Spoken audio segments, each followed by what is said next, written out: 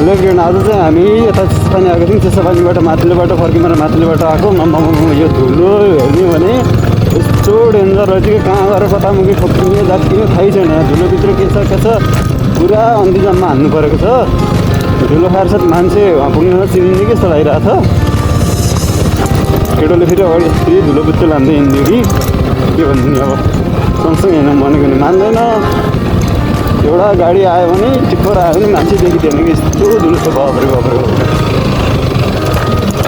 मानिसलाई विकास भएन भनेर गाडी गर्नु पनि भएन, कन्स्ट्रक्सन चलिरहेको रहेछ। विकास हुने समयमा यस्तै हुन त, तर आज कसरी पुग्ने भन्ने यस्तो तनाव भइसक्यो।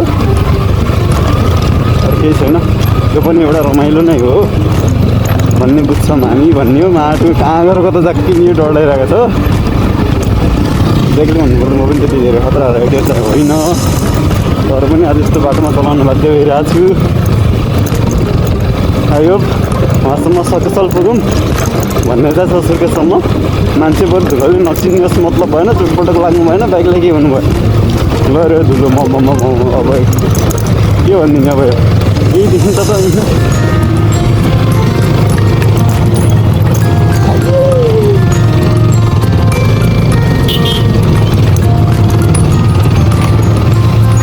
एकछिन रोक्दै पनि त हुन्थ्यो त यार यो टिप्परवालाले।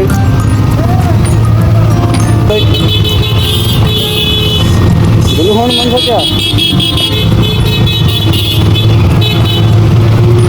एकछिन रोक्दै त हामी कटिहाल्छौँ नि त बरु यस्तो लियो कति गयो दाइ ओभरटेक गर्छु ल भन्न अगाडि गएर।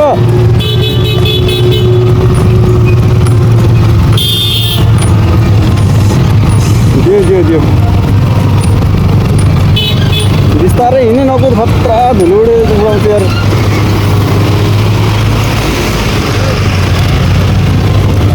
लास्टमा परेर यस्तो तनाव भइरहेको छ कि कसम।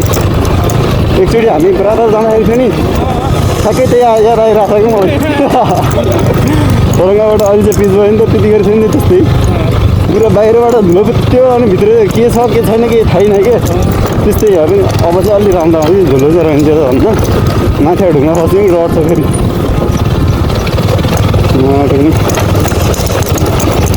यति हो कि वहाँसम्म सकुशल पुग्नु पऱ्यो।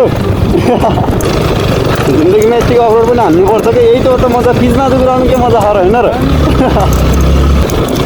म पहिलोचोटि आएको यता तल्लोबाट पनि आएको छैन, योबाट पनि आएको छैन। हो रोक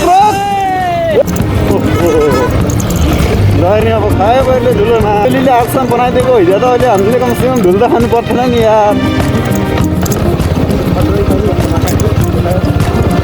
लहरी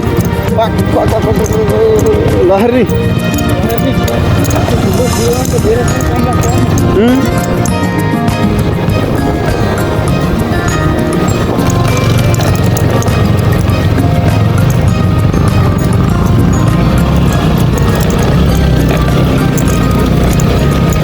यस्तो बाटोमा नि यत्रो गाडी आइदियो भने अनि कसरी हुन्छ क्या यार।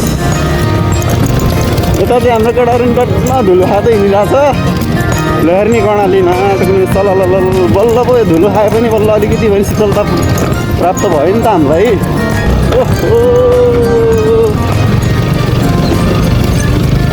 ओहो ल अब भ्याइयो क्या बाइक हो।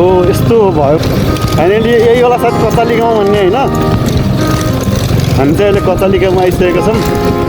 अब मेरो चाहिँ फर्स्ट राइड हो यतातिर। कति छ त्यो मलाई ठ्याक्कै थाहा पनि छैन र अन्ति दाममा हिँडेको म त केटा अलि हिँडौँ भनेर। बाटो पनि यस्तो थियो भने मलाई थाहै थिएन। अनि आइयो केही छैन, तर खतरा रमाइलो भइरहेछ। अफरोड हिँड्नुको मजै बेग्लै हुन्छ क्या। तर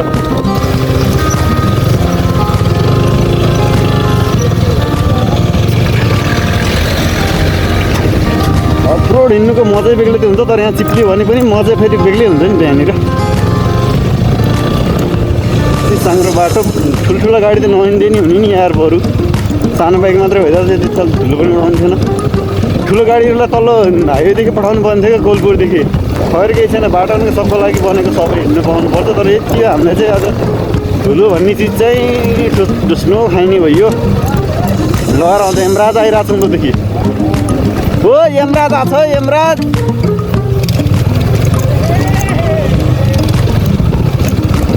क्यामेरा सुट लिकन रोकेछ त त्यस्तो साँग्रो बाटोमा म त त्यसले ब्याक गर्ने माटो फाल्न आएर चाहिँ क्या हो ल छ भनेपछि गइदिइहाल्ने हो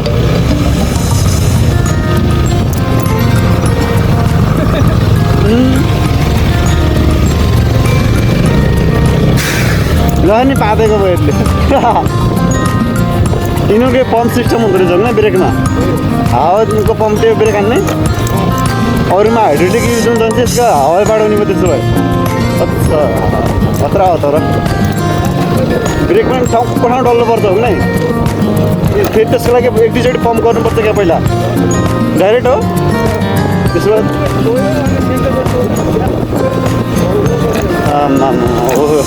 भए लएर कन्स्ट्रक्सन ए गोटा परो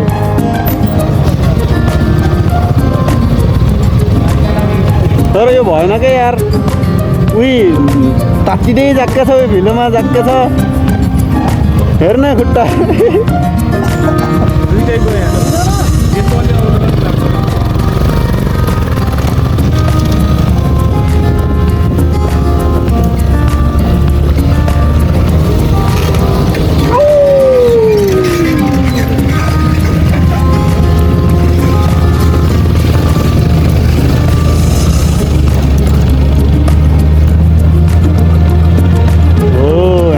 हिलोले गर्दाखेरि पनि अलि धुलो नउड्ने भएछ ब्रेक नआनस् है ठोकिदिन्छु म त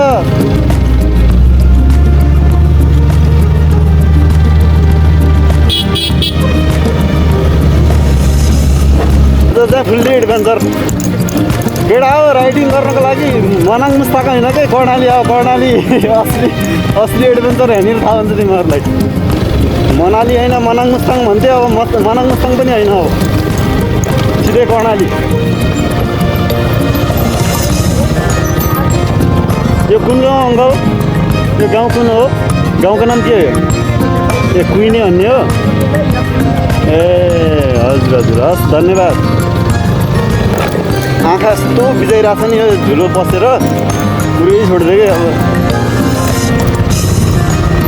किन हतार गरे होला किन बिस्तारै हिँडे के जान्थ्यो अरे यसको मेरो हेर्नु नाम बाप रे बाप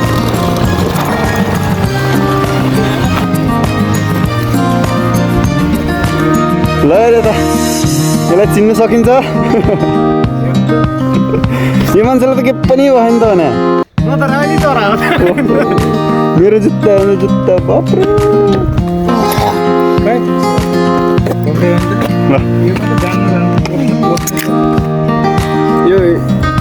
यो पनि कर्णाली नै होइन भेरी कर्णाली हो त्यो चाहिँ भेरी कर्णाली हो मलाई चाहिँ थाहा छैन म चाहिँ पहिलोचोटि आएको भेरी कर्णाली यस्तो छ जसले जान हेर्ने मान्छे पनि छैन तपाईँहरूले म आफूभन्दा पनि भ्यू देखाउन चाहन्छु यस्तो बवाल छ यहाँनिर अब छोडिदिनु तर आज बिचतिरबाट गएको चाहिँ त्यति रमाइलो हुँदैन होला जस्तो लाग्छ मलाई जहाँसम्म तर यताबाट आज चाहिँ बब्बाल प्योर एडभेन्चर भयो भने केटा प्योर असली एडभेन्चर भयो त अनि त अलि देखिन त अब आइफोन आयो नि त गरिब छु म आइफोन किन्न सक्दैन ल ओ ल बबाल यत्तिको चाहिँ हुनुपर्छ कि सधैँ चाहिँ होइन कहिले गर्छ मेरो हुलिया कस्तो कुन हालतमा पुगेछ भनेपछि जुत्तालाई नै भनिरहेछ यस्तो हालतमा आइरहेछ कसको काम हो तर त्यो त मलाई थाहा भएन संविधान दिवस 2081 भनेर लेखेको रहेछ तर ठिकै हो फुल पनि बवाल रहेछ